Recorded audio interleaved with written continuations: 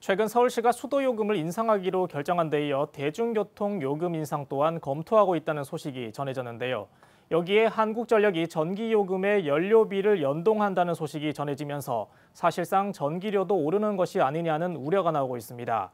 생활 물가가 코로나 시국에 오를 움직임을 보이자 그만큼 소비자들에게 민감하게 다가오는 건데 자세한 내용을 스튜디오에 나와 있는 백가예 기자와 이야기 나눠보겠습니다. 백가예 기자, 이 전기요금 인상안 오래 전부터 논의가 되고 있었는데요. 현 시점에서 본격적으로 추진이 되는 건가요? 좀 자세하게 설명을 해주시죠. 네, 정확히 표현을 하자면 전기요금이 무조건 오르는 것은 아니고 연료비 연동제를 추진하고 있는 겁니다. 이 또한 수년째 그 필요성이 업계에 도입 논의가 되고 있었는데요. 최근 한전이 연내 추진하기로 하면서 본격적으로 탄력을 받고 있는 것으로 보입니다. 네, 그렇다면 연료비 연동제라고 하면은 구체적으로 어떤 걸 의미를 하나요? 네, 전기 생산에 들어가는 석유나 석탄, 천연가스 등의 연료 변동 폭이 전기요금에 바로 반영되는 것을 말합니다. 이 한전의 전력요금은 현재 총괄 원가 방식으로 결정되는데요. 문제는 적정 원가와 투자비를 합친 이 총괄 원가가 계속 마이너스를 기록하고 있습니다. 과거 10년치 한전의 전기요금 원가 회수율을 보면 100 아래, 즉 마이너스를 기록하는 경우가 훨씬 많습니다. 원가는 변하는데 가격이 고정돼 있어 석유 가격의 변동폭을 정확히 반영하지 못하는 겁니다. 이 때문에 지난해 한전의 적자 폭이 1조 원 이상으로 확대되기도 했습니다. 네, 사실상 우리나라의 전기요금 체계가 좀 비상식적이다라는 의견도 많은데 요금 체계 개편 필요성이 이 저유가가 지속되는 지금 이때 나온 배경은 무엇이 있을까요?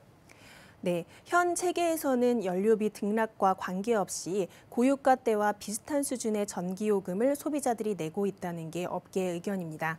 때문에 코로나19의 여파로 저유가 국면이 지속되는 현 상황이 연료비 연동제를 도입하기에 적기라고 한전이 판단하고 있는 것으로 분석됩니다.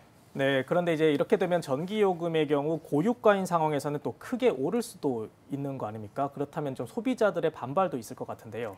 네, 물론입니다. 그래서 검토되고 있는 게 전기요금 상한제인데요. 전기료의 급등을 막기 위해 용도 구분 없이 1kW시당 1에서 10원의 상한선을 정하는 방안이 검토되고 있습니다. 예를 들어 5원의 상한선이 정해지면 가정용 전기요금의 경우 증가폭이 크지 않다는 게 업계의 예측입니다. 물론 현 시국에서 생활 물가의 일환인 전기요금이 오를 수 있다는 우려에 한전에서도 매우 조심스러운 입장을 보이고 있는데요. 다양한 가능성을 열어두고 검토하고 있다는 입장인데 이와 관련해 한전 측의 설명을 들어보겠습니다. 여러 가지 방안은 당연히 검토를 하고 있겠죠. 네. 아직 어떠한 것도 결정된 사항은 없고요. 10월 달에 할 수도 있는 거고. 그러니까 하반기에 지금 된다고 돼 있기 때문에. 네, 이 전기요금 하면 이제 원전 얘기를 안 할 수가 없는데요. 그동안 탈원전 정책이 한전의 적자를 확대해 왔다는 그런 비판도 있었습니다. 또 에너지 전환 정책이 오히려 전기요금 인상을 부추기는 것 아니냐라는 그런 시각도 있는데요. 어떻습니까? 네, 원가가 싼 원전 이용률이 줄면서 한전의 영업이익이 줄어드는 것 아니냐는 지적에 대해 한전 측은 저유가로 오히려 영업이익이 개선되고 있다는 입장인데요. 실제로 영업이익이 올 상반기 8,200여억 원을 기록하면서 흑자로 전환하기도 했습니다. 또 원전의 경우 사고 위험이나 대기오염 비용 등의 사회적 비용을 감안하면 오히려 앞으로 태양광이나 풍력 등의 신재생 에너지보다 비용이 비싸진다는 게 업계의 분석입니다. 또한 현 정부가 추진하는 그린 뉴딜 정책은 물론이고 국제사회에서의 경쟁력 강화를 위해 친환경 에너지로의 전환은 필수라고 평가되는 만큼 이 재생에너지를 이용한 고품질 전력의 선택 기회를 소비자들에게 줘야 한다는 주장도 나옵니다. 이 때문에 또 환경 부담금을 전기요금에 부과해야 한다는 의견에 대해서도 업계에서 많이 공감하고 있는 추세인데요. 예를 들어 미국이나 영국 같은 해외 사례를 보면 실제로 에너지 전환에 따른 정책 비용이나 미세먼지 저감 비용 등을 환경 부담금 형태로 부과하고 있는 것을 알 수 있습니다. 네, 이 올 연말 이사회에서 좀 더 구체적인 방안이 좀 도출될 수 있을 것으로 보이는데요. 이제 수도요금 얘기로 좀 넘어가 볼까요? 최근 서울시가 수도요금 인상 방안을 발표를 했다고요? 네, 서울시는 지난달 초 수도조례 일부 개정안을 입법 예고했는데요. 이에 따르면 가정용 수도요금은 현재 누진제가 폐지되고 1세제곱미터당 요금이 2021년 430원, 2022년 500원, 2023년 580원으로 인상됩니다. 8년 만에 수도요금 인상 그리고 부가체계를 개편하는 겁니다. 요금이 동결된 지난 8년간 시설물이 지나치게 노후화되기도 했고요. 잦은 수질 사고도 일어나기도 했는데요. 물론 수돗물 판매 단가가 생산 원가에 못 미치는 부분도 수도요금 체계 개편의 원인으로 분석됩니다.